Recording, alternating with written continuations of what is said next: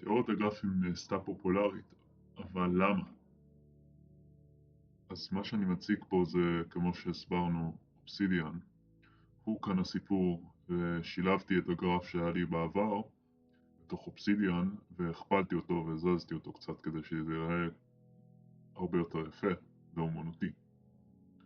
אז הסיפור שלנו כאן הוא אובסידיאן, ואנחנו נזכור את התוכנה באופן מורחב יותר ויזואלי, בעזרת תוסף שנקרא אקסליבור בתוך אובסידיאן.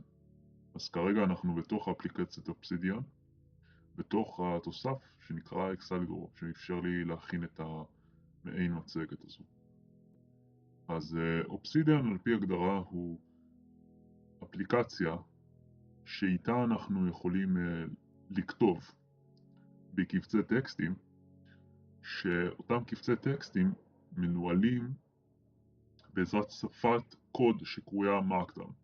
בגדול אנחנו כותבים רגיל, ורק צריכים להבחין בכמה דברים קטנים, שאני אגדיר אותם, בשביל שנוכל להשתמש באובסידיאן בדרך הכי טובה.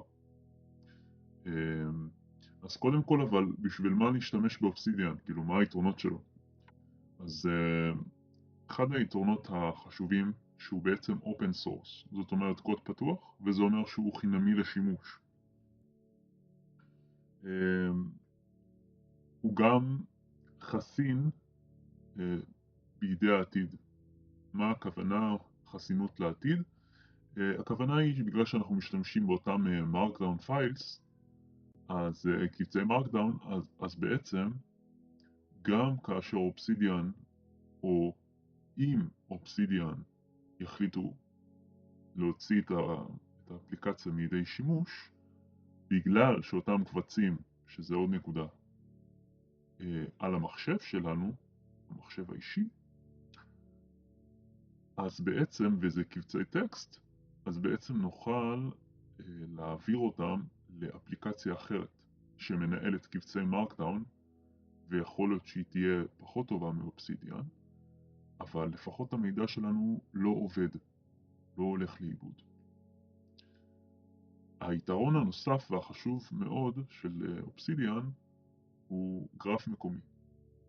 גרף מקומי, לפני שנוכל לדבר עליו, אנחנו נצטרך להבין שאובסידיאן בעצם מאפשר לנו לקשר מקובץ טקסט אחד לקובץ טקסט אחר. ואנחנו עושים את זה בידי כך שאנחנו בתוך הקובץ מסמנים שתי סוגריים מרובעות, ובתוך הסוגריים האלה אנחנו כותבים את הכותרת של הקובץ הנוסף. ועכשיו הקובץ הראשון מקושר לקובץ השני. ואז אפשר להסתכל כמובן בגרף הלוקלי, אותו גרף שראינו בהתחלה. כאן.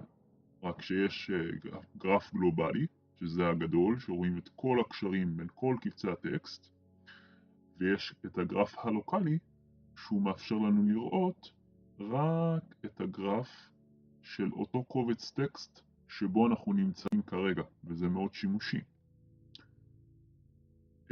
בגלל שאובסידיאן היא תוכנה שמאוחסנת במחשב שלנו, היא לא תוכנה שמצריכה מאיתנו להתחבר לאינטרנט, פרט לעובדה שאנחנו נוריד תוספים אם נרצה, נדבר על זה עוד מעט, אז זה מאובטח יותר, כי קשה יותר לפרוץ למערכת הלוקלית שלנו, המקומית שלנו, ויותר קל להגיע לרשת האינטרנטית, מה שנקרא WAN, לעומת LAN. WAN זה Wide Area Network, ו-LAN זה Local Area Network, זאת אומרת הרשת המקומית, לעומת הרשת הגלובלית.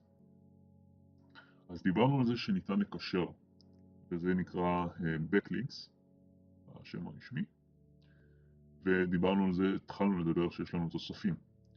אז זה מתחלק לשניים, יש תוספים שהם לא דורשים שום התקנה, הם נמצאים כבר עם התוכנה, לא צריך להתחבר גם לשום אינטרנט או לאפשר שום דבר, פשוט אנחנו בוחרים אם להפעיל אותם או לא להפעיל אותם, אבל הם נמצאים באובסידיאן באופן טבעי. ויש מה שנקרא Community Plugins, זה בעצם תוספים שהם גם בקוד פתוח, אנשים יוצרים אותם בגיט-האב, ואז דרך התוכנה אפשר להוריד את התוספים האלה באופן ישיר. יש מעין חנות, אפשר לקרוא לה, רק שאנחנו, ואז אנחנו יכולים להוריד. יש גם תבניות שמאפשרות לנו או עוזרות לנו גם לייצר מבנה, והן גם יכולות לסייע לנו בכתיבה. דוגמה, אני יכול לכתוב הערה יומית, אני יכול לבנות תבנית שמסייעת לי לכתוב את ההערות היומיות האלה. באובסידיאן אפשר להרחיב את הממשק הגרפי, כי בהתחלה זה נראה כאילו אנחנו צריכים לתכנת, ולמעשה לא צריך לתכנת שום דבר, לא צורך בזה, אבל אם יש צורך להפוך את הממשק ליותר, לא יודע מה, לאפשר דברים כמו בוורד, שיש לנו שורה למעלה שהיא להדגיש דברים או לעשות קו תחתון על טקסט, אז אפשר להוסיף תוסף פשוט שמאפשר את זה. יש תוספים שאנשים כתבו. בשביל להתקין את התוכנה אנחנו נצטרך להיכנס לאתר, לא צריך לפתוח שום משתמש. המשתמש הוא רק אם אנחנו רוצים לכתוב בפורום, ואז אנחנו נצטרך ליצור תיקייה. התיקייה הזאת היא התיקייה הראשית שבתוכה יהיו קבצי טקסט שאובסידיאן יכול ליצור או לפתוח, או מה שאנחנו כמובן נרצה או נצטרך לעשות, אבל הוא צריך תיקייה ראשית כלשהי, כמו שיש לנו במחשב את תיקיית C, לצורך העניין, שעליה יש את מערכת ההפעלה, באותו אופן. ולאחר מכן ניתן לפתוח עוד תיקיות, אם אנחנו רוצים לארגן את זה בצורה אחרת. ואם לא, אפשר גם רק להשתמש בקבצי טקסט, כי אובסידיאן גם מאפשר לנו לחפש בצורה מאוד יעילה ומהירה, הוא בעצם מאנדקס לנו את הקבצים בצורה מאוד טובה, כך שניתן לחפש בצורה יעילה ואפקטיבית קבצים, להגיע מקובץ אחד לקובץ אחר. ואם אנחנו מתייחסים למבנה ספציפי, אז יש כל מיני סוגים של מבנים, שהם מבנים רשמיים, שאפשר, מי שרוצה, יכול בעצם להרחיב את הדעת עליהם.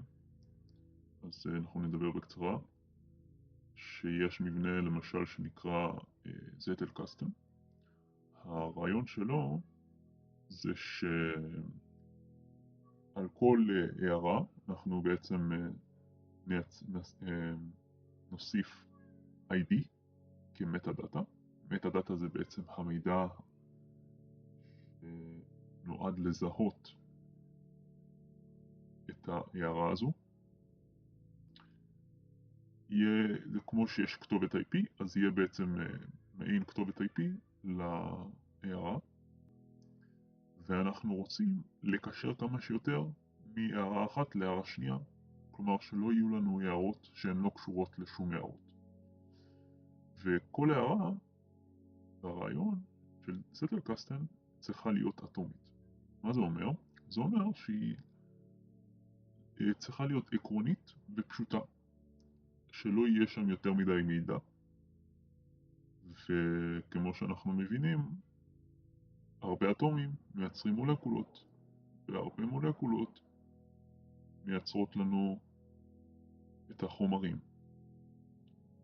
ברעיון. וזו מערכת שהיא מאוד יעילה, והיא לא דורשת הרבה מאמץ, והיא מאפשרת גדילה. גדילה הכוונה שאנחנו נוכל לייצר הרבה הערות, והמערכת תהיה גמישה עם זה. זה יהיה נוח עם המערכת הזו, והיא מאפשרת קישוריות, כי אמרנו שאנחנו מנסים שכל הערה תהיה קשורה להערה אחרת. וזה מאוד חלק כי לכאורה אין לנו קבצי טקסט שהם מפוצצים במידע, ולכן יותר קל לשאוב את המידע, כלומר להיכנס למידע, לקרוא אותו ולעבור למידע אחר בקובץ אחר. אז המסקנה היא ברורה, שהמערכת זטלקסטן, מערכת המבנה זטלקסטן היא אישית והיא טובה לחשיבה וכתיבה. מערכת נוספת קרויה ג'וני דסימל, ולפני שנעבור לג'וני דסימל נזכרתי שיש לי פה דף שמציג, תוכלו לעצור את הסרטון ולהסתכל, זה האתר שיש בו את הפורום גם לזטלקסטן הרשמי, וזה מבנה כללי אבסטרקטי לאיך ייראה הערה בזטלקסטן. אז כאן יהיה לנו את המידע, אפשר להוסיף תגיות, ומעל יכול להיות מזהה.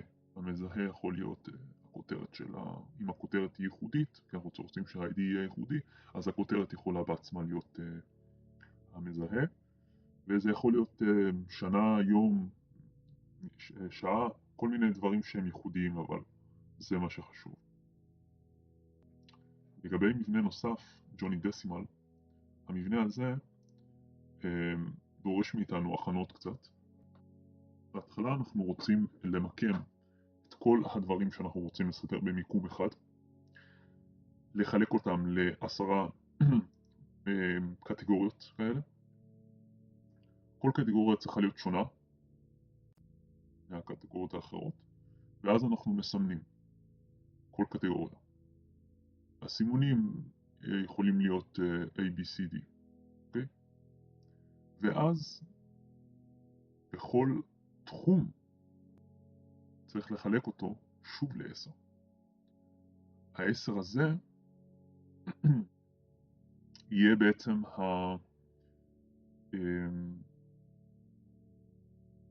התת תחומים, ואז לחזור על התהליך, ואחרי שאנחנו סופרים עד 9 אנחנו בעצם מתחילים לחלק את זה אחרי הנקודה העשרונית ל-0.1, 0.2, 0.3. אז בשיטה הזו אנחנו נעבוד יותר עם התיקיות ורק אחר כך עם הקבצים, ומי שלא אוהב להתעסק עם הרבה תיקיות לא יאהב את שיטת העבודה הזו. יש פה את האתר שמרחיב את הקונספטים של השיטה הזו, והיא קצת יותר מורכבת, מי שלא רגיל להתעסק עם מבנים. המבנה השלישי, ואולי בין הטובים, נקרא PARA, Project Areas Resources Archives. הוא מחולק בעצם ל4 תחומים עיקריים שהם מאוד עקרוניים, ובתוך כל תחום כזה שהוא יהיה בעצם תיקייה, יהיה לו את הדברים הרלוונטיים שלו. אז למשל Archives יהיה דברים שאנחנו, למשל משימות שכבר סיימנו, או אולי פרויקטים שכבר סיימנו, אז אנחנו מעבירים אותם ל-Archives. פרויקטים זה יהיה בעצם אוסף של משימות שמקושרים יחדיו, שיש להם את אותה מטרה. והתחומים הם יהיו בעצם מעין ספירה של פעילויות שצריכות להיות מתוחזקות.